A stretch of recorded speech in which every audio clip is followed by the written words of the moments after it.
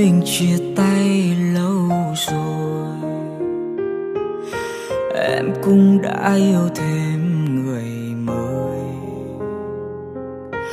Anh thì vẫn cô đơn sớm tối, biết bao giờ con tim này được nghỉ ngơi.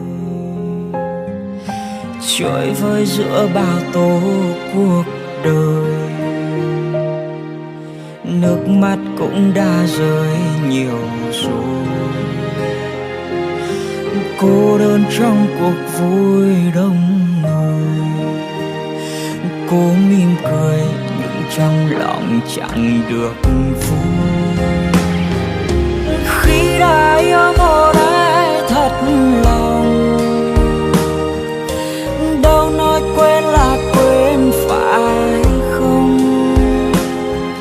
Khi người ta đã hết yêu rồi thì níu kéo cũng chỉ vậy thôi. Nên đừng bao giờ gieo hy vọng rồi dập tắt cũng chỉ bằng không. Bây giờ nên học cách im lặng để ra đi khi tim đã tổn thương.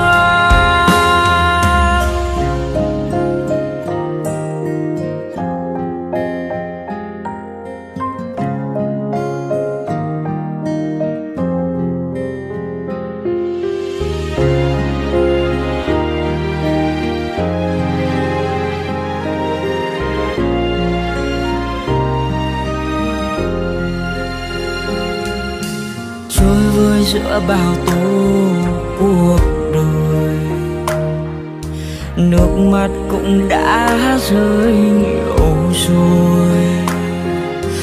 Cô đơn trong cuộc vui đông người, có mỉm cười nhưng trong lòng chẳng được vui. Khi đã yêu một ai thật lòng, đâu nói quên là quên phải không? Khi người ta đã hết yêu rồi thì níu kéo cũng chỉ vậy thôi.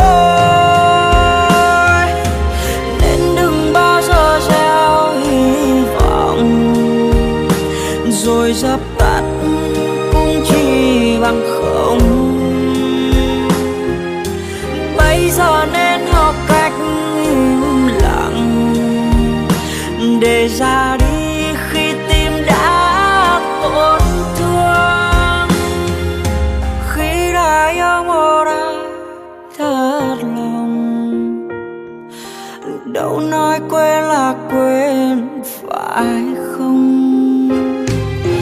Khi người ta đã hết yêu rồi thì níu kéo cũng chỉ vậy thôi. Nên đừng bao giờ gieo hy vọng rồi dập tắt cũng chỉ bằng không. Bây giờ nên học cách im lặng để ra đi khi tim đã tổn thương. Để ra đi khi tim đã tổn thương.